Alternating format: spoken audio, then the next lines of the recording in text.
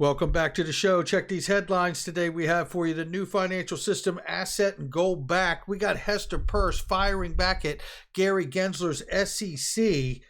Top Canadian bank and NAB plus RippleNet, ladies and gentlemen. You're going to want every bit of that. We got the swift countdown for you. And we'll hear from Jeremy Hogan shares his thoughts on XRP price and the US dollar. Somebody roll that beautiful intro.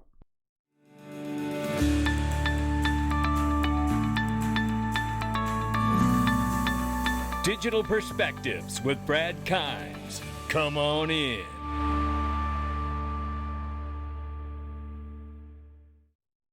Welcome back to the show, everybody. You can follow me on Dig Perspectives on Twitter at the top of the screen.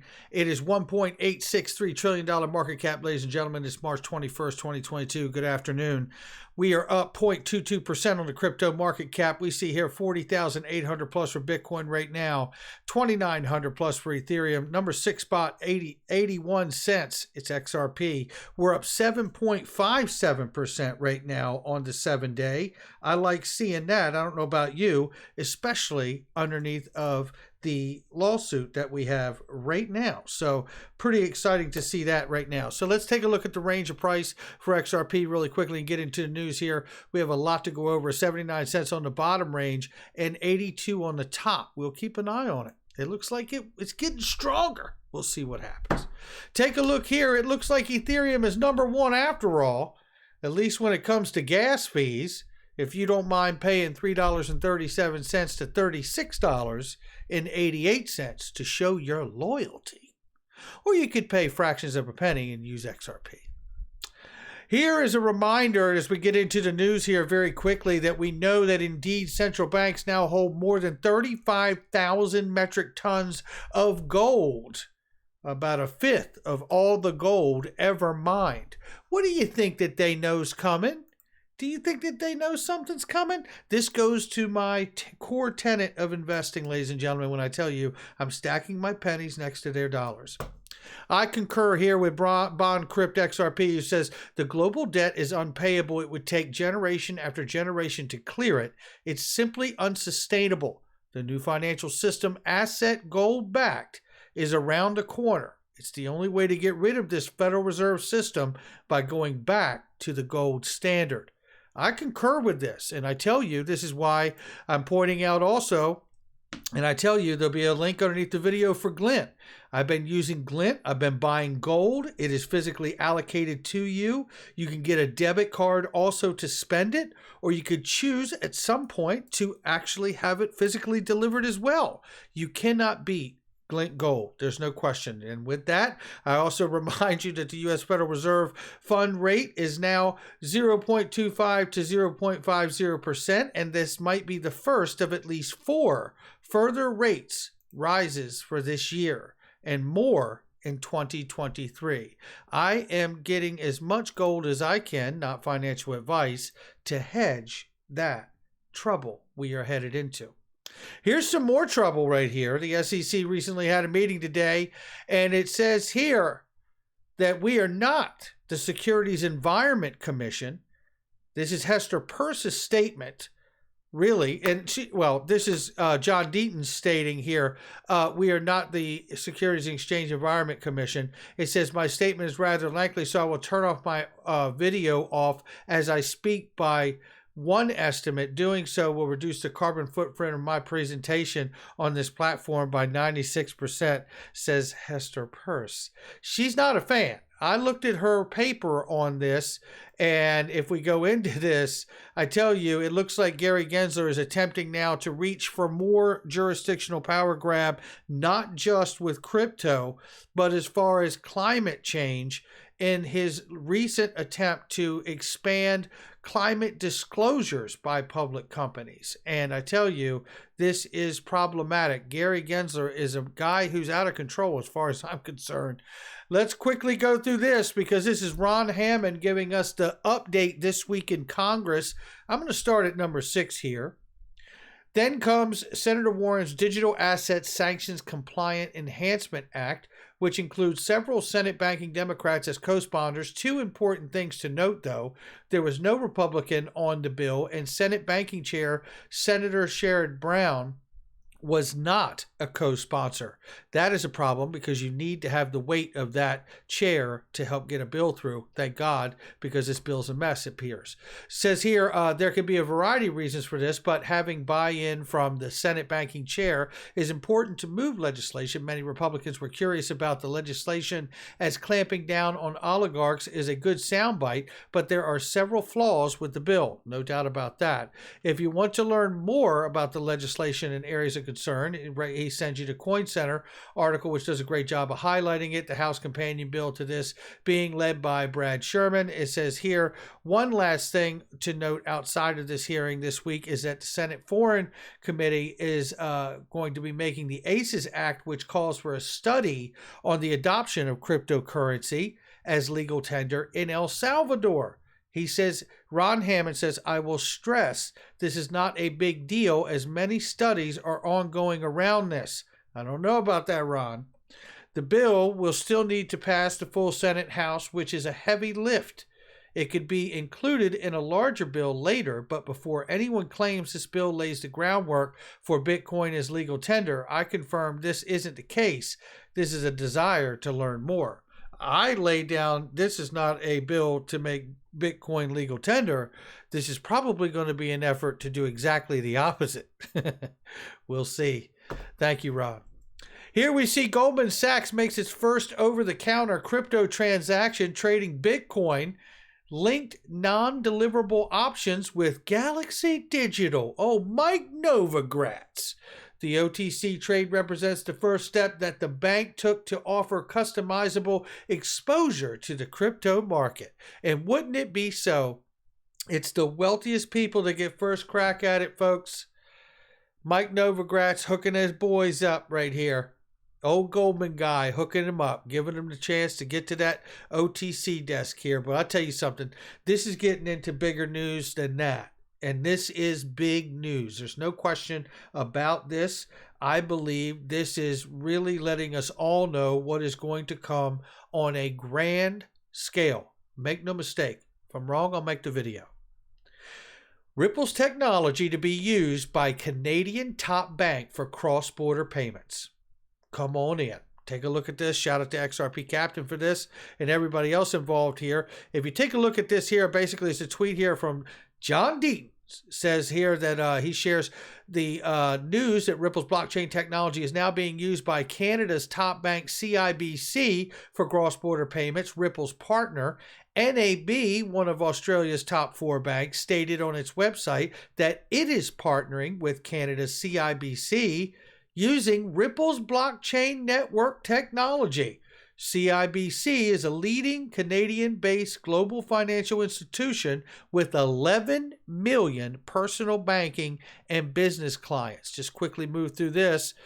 Got something else for you here. It says, we believe that technology has the potential not only to deliver real-time international payments, but also improve security and efficiency of our payment system.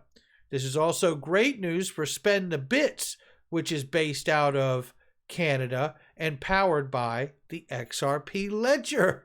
Come on in.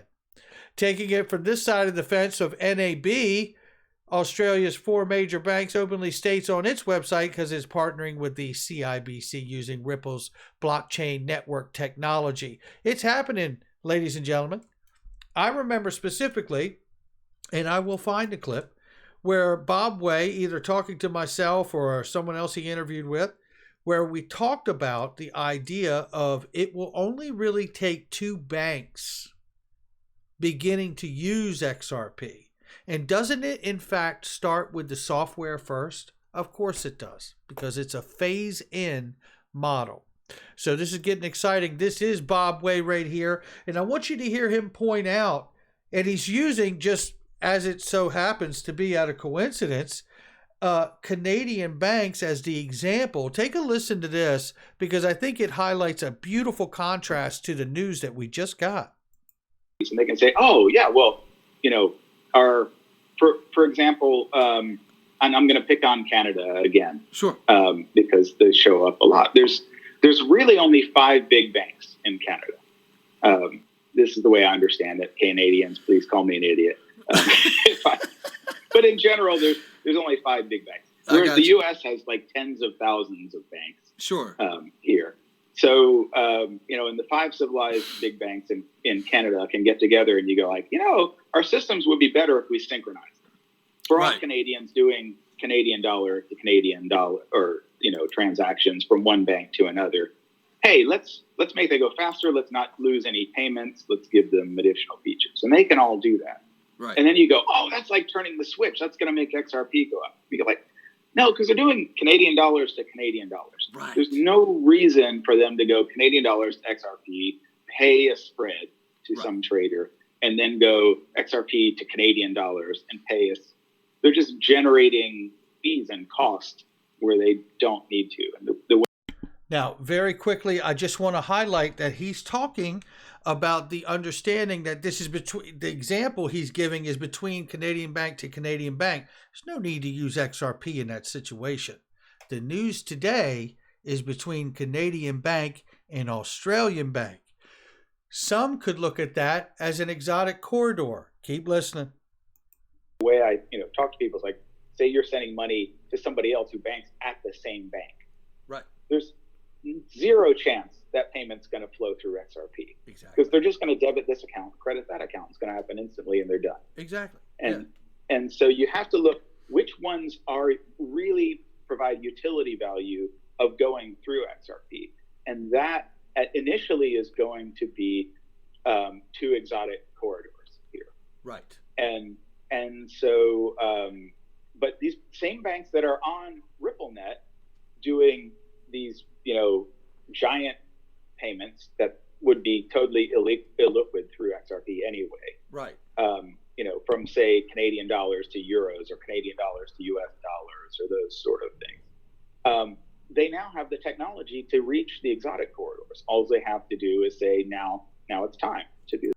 And it may be time, because what we just saw today, this was from 2019, and what we just saw today is really 2 exotic corridors between Australia and Canada connect through Ripple's blockchain network technology, which I would take as RippleNet, and it would just be one step further to begin settling with XRP.